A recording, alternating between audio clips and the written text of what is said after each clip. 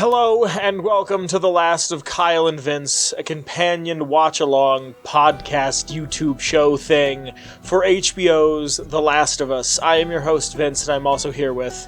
It's me, your other host, Kyle. Hello, sir. This is for Season 1, Episode 3 of HBO's The Last of Us, where we just kind of talk about our feelings and our thoughts on the show. And I'll just open it with the most basic of basic questions for you, Kyle. How do you feel about this episode? It was good. It was a good episode. Do you like the way they took Bill? I do. Were you at any point upset with how much they changed it? No. No, really? Yeah, I felt like I don't even remember the Bill stuff from the first game. That's how much I didn't really care. You know what I mean? It just felt like another character. I feel like he feels like more of a character now. Like, in the first one, he doesn't feel as important as Sam or Harry, but I feel like... I don't even remember if that's their names. Is that their names? What? The black dudes? I know one of them is Sam. I don't remember. Henry? The black dudes that show up. I didn't feel like they were as important as them, but Bill just had a certain feel to him. Like, he had like a certain, like...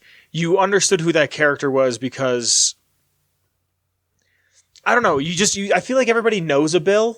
You know what I mean? Just a dude who believes in conspiracy theories and like thinks that the government is constantly out to get him. You know what I mean? Yeah. But what was your favorite aspect of this episode?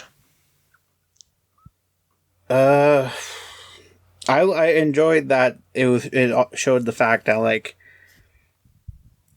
these were two people that survived. Mm-hmm. Like, usually you don't really get to see that in like an apocalypse thing where like they survive normally almost. Yeah. That was, I actually wrote notes down for this one. That is actually one of my favorite aspects of this episode, is that you get to see like the destruction, for lack of a better word. Mm-hmm. You get to see that with just his town being nice. In the game, his town felt way more like it's bigger, like it's more widespread, that he has this entire town. In this, it feels more that it's like a couple blocks that he kind of controls as his town, which feels more realistic. But I like that you get to slowly see like the buildings decay. One of my favorite parts of the episode is when they run up to the piano, just to see how like this post-outbreak life is. When he runs up to the piano and he's like... How much? He's like, what year is it? Frank's like, what year is this from? And he's like, 1948. And he's like, do you have any idea how much these things cost? And Bill's just like, currently nothing. Like, I just like seeing how he was like, I want to live normally and with sophistication, even now that the world is over. Mm-hmm. How do you feel like you would try to, if you could, pull a Bill situation and kind of live a normal life? Like, if you could do that, like, what do you think, even if you couldn't live like Bill, how do you feel you could continue to live in some sort of normality? Like, what's a ritual that you would do?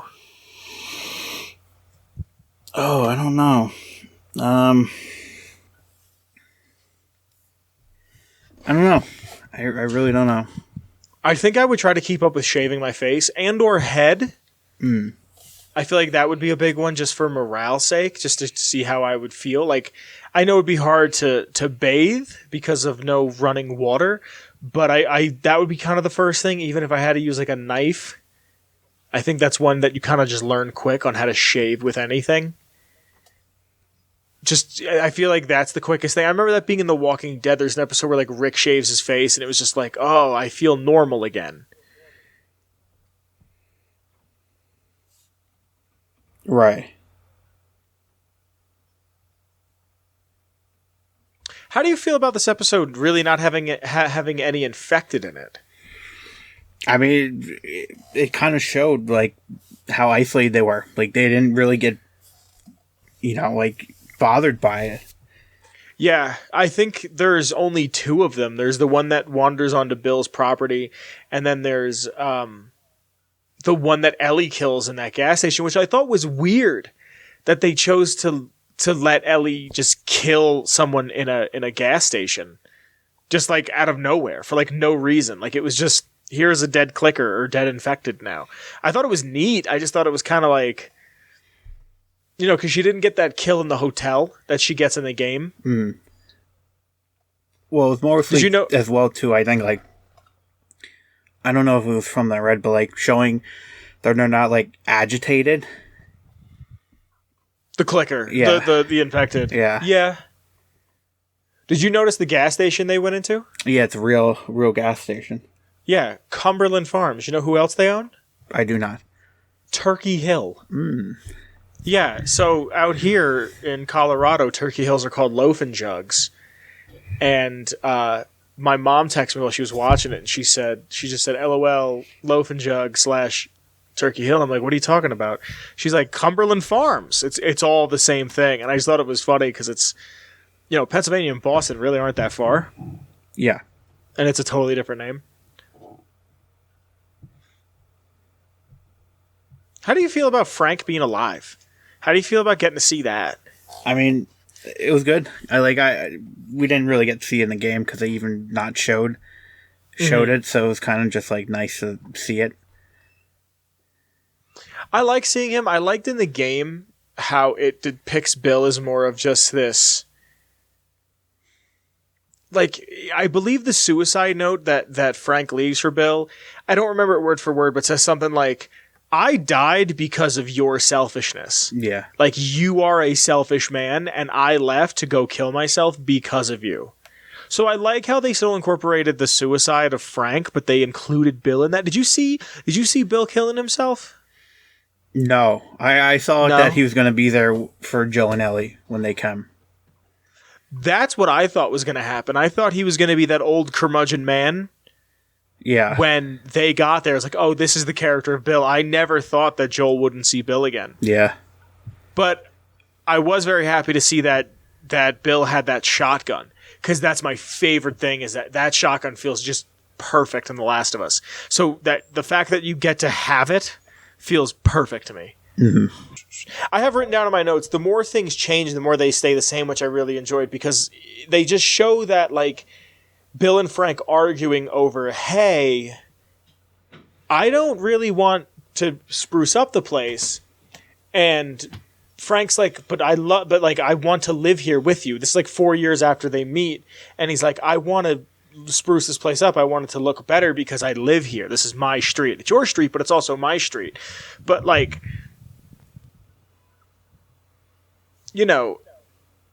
I can see why you would do that because it adds the normalcy, but at the same time, none of that is really important. The mowing of the lawn, I would think, would just drag people in. Like, it would create noise. But even Joel says at one point, Fedra won't bother them, and the infected really don't come out that way.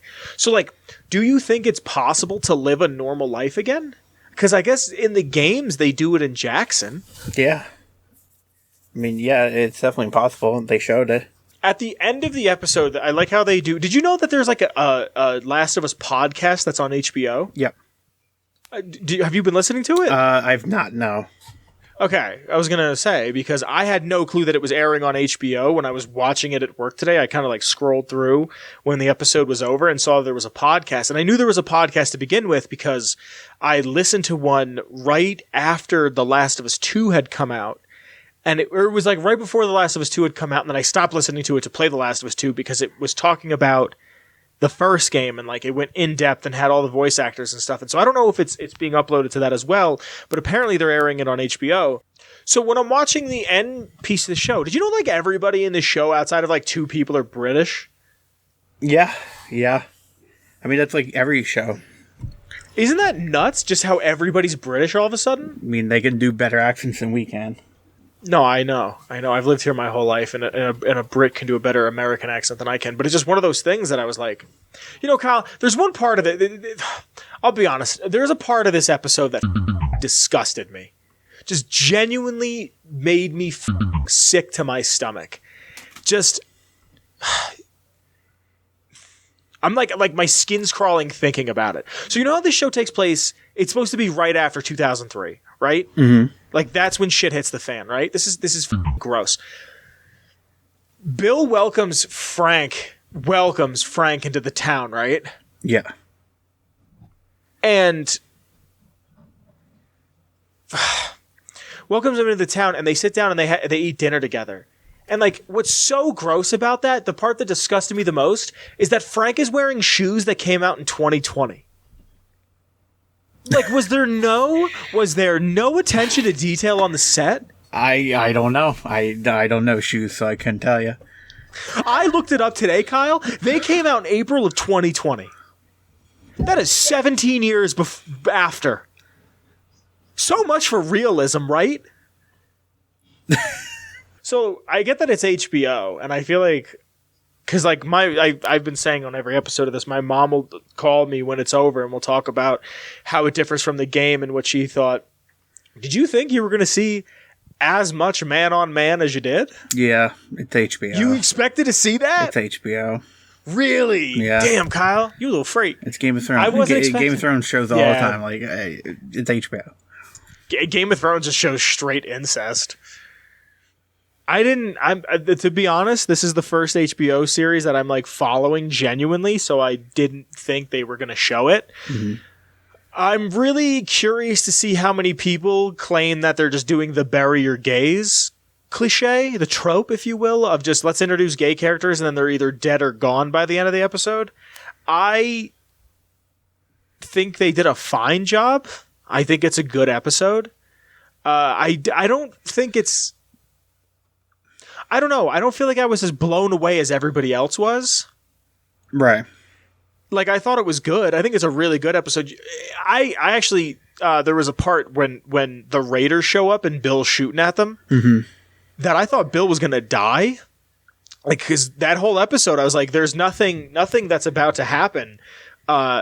Nothing that's happened so far do I know has happened. It's all new shit. So I was like, they could kill Bill right now and like Frank could just be there. And I thought what they might have done then was make Frank the old curmudgeon who just wants to be shielded off from the world. Yeah, I thought it was definitely gonna end with like Raiders coming in and killing one of them or something like that. Yeah, you said that last episode. Yeah. Last thing. So I'm just happy that they're changing it but keeping it the same to an extent. And I have to remind myself constantly that this isn't a game, it's a show. Like at the end of this episode, I felt like Joel from the game. Mm-hmm. Like when Ellie's like, hey, I just want to say about Tess, and he like puts his hand up, he's like, don't ever bring Tess up. Do not bring Tess up. That's not fair.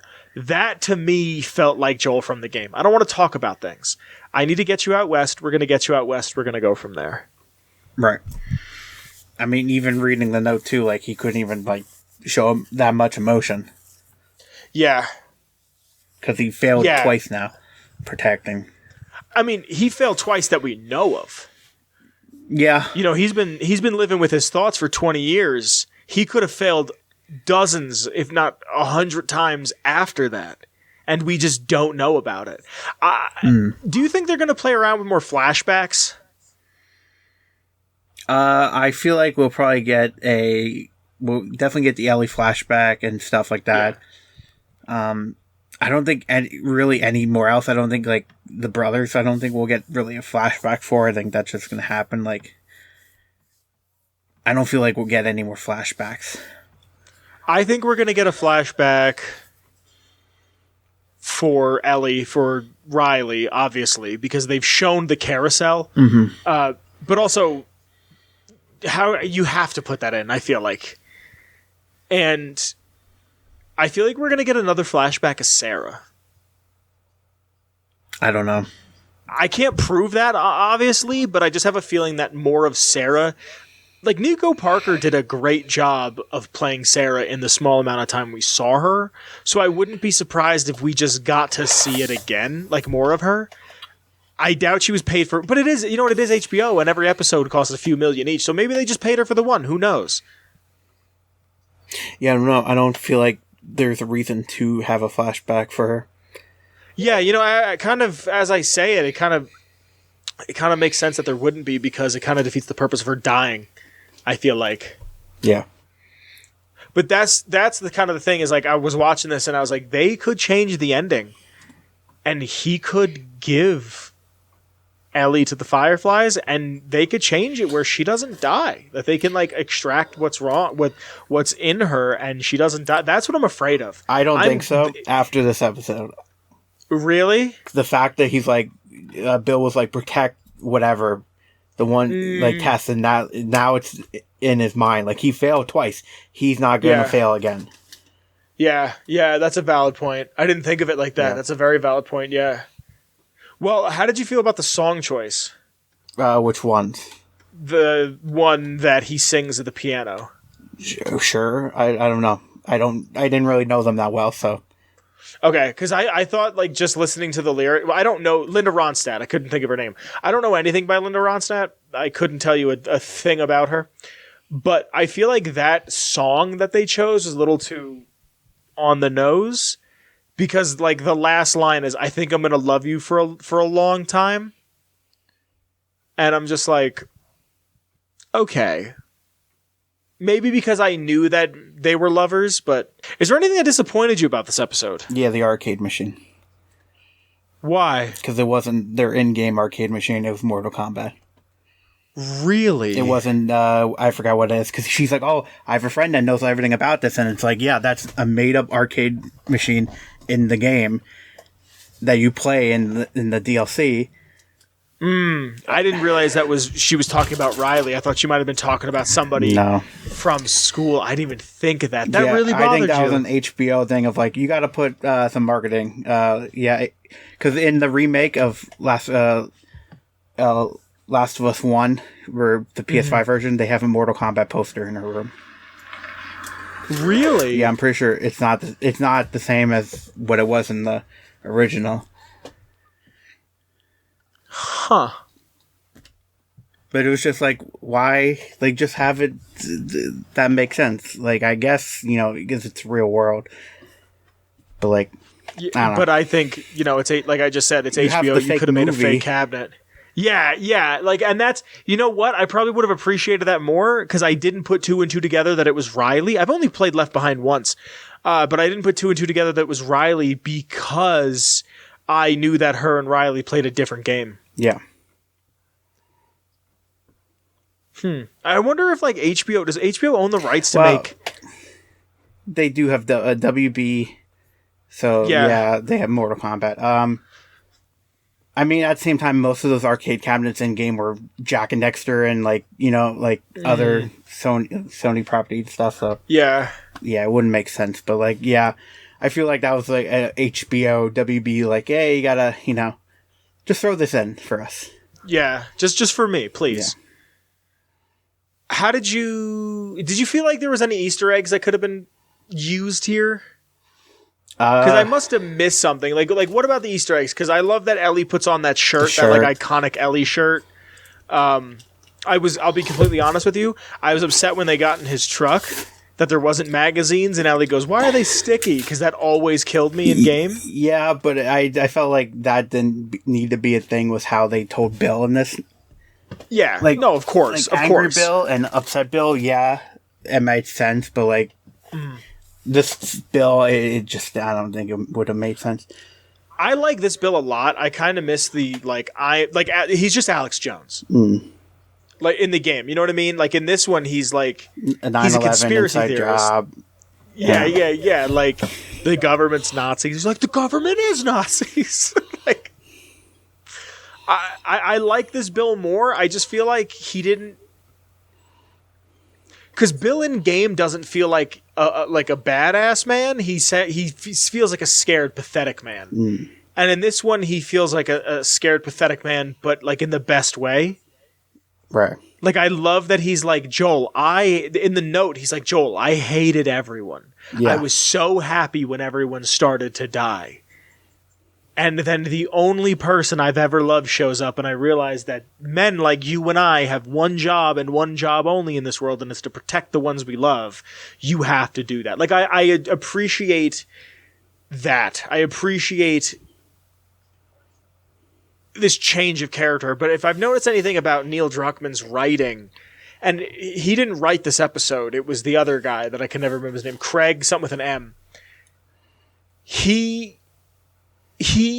wrote this episode, and Neil said, if he writes something better, then we'll go against what's in the game because it's better. Yeah. And I like that because it keeps you guessing. But at the same time, I feel like Neil's writing has gotten kind of soft. like everything's about love and forgiveness, which I don't think is bad, because I feel like love and forgiveness and like letting go of things is very much the theme of The Last of Us 1. But in Last of Us 2, it's like incredibly like heavy with that. Like it's almost like more of that, because like I appreciate The Last of Us for how gruesome it is. Like I appreciate how like it's Sisyphusian. It's we're pushing the boulder up the hill and it never gets easier. You just keep doing it. I like that. And I'm not saying that Neil's writing is bad or anything. I just want to see how it plays out into the next game or the next. Because even you sent me that thing that said, he's like, I want to write Last of Us 3 if I can think of a story that's about love and compassion, which is fine. I don't think that's a bad thing. I think when it comes to something like the apocalypse, that's a form of currency in itself, be it food, sex, water, drugs, cigarettes, coffee, all that shit. That's a form of currency in of itself. I just hope it doesn't lose... Like, you know in The Last of Us 2, where it's just like, I'm dying. Like, you just see Ellie just being beat to a pulp, and you're like, I'm physically in pain and dying from all of this. Like, that's what I want to see. Not that I'm like, I love misery porn. I love all that shit. But, like, I want to understand that what she's going through is not easy. And I just hope it doesn't get to a point like they showed the charred skeletal remains of families in this episode. Yep. And I like how Joel was like, I didn't want you to see this. Like, I appreciate that because Joel still sees the innocence in Ellie, but Ellie doesn't have innocence because, not that she doesn't have innocence, but how could you be born with innocence into this type of a world? Ellie kills an infected and then goes about her day like nothing happened. Doesn't even tell Joel about it. She steals a gun at the end of this and is just like, who cares?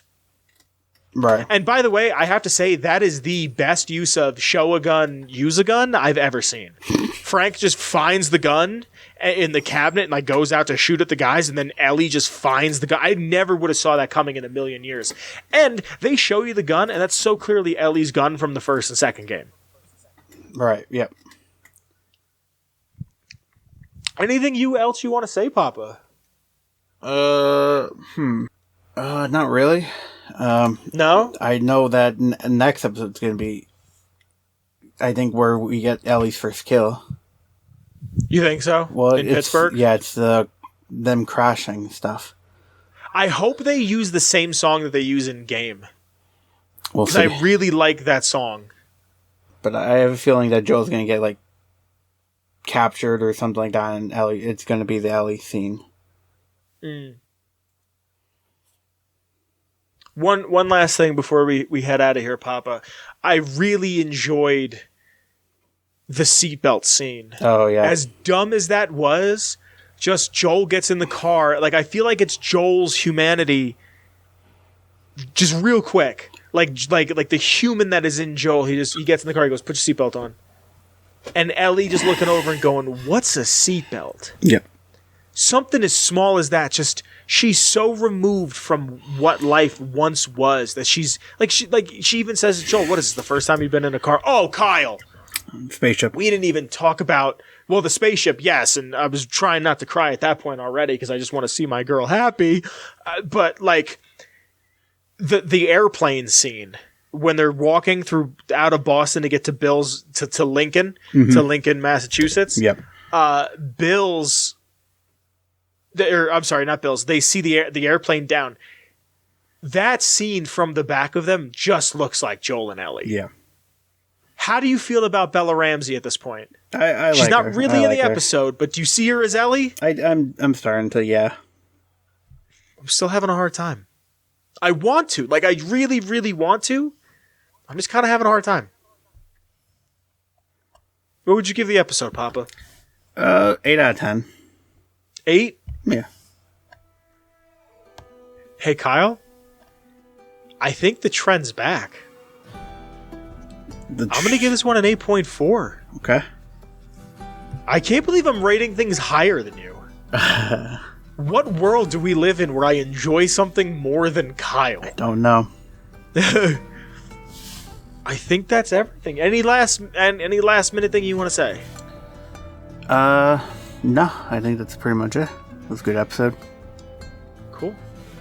Thank you for joining us. This has been episode 3, season 1, episode 3 of The Last of Kyle and Vince, a watch-along, tag-along, companion show to HBO's The Last of Us.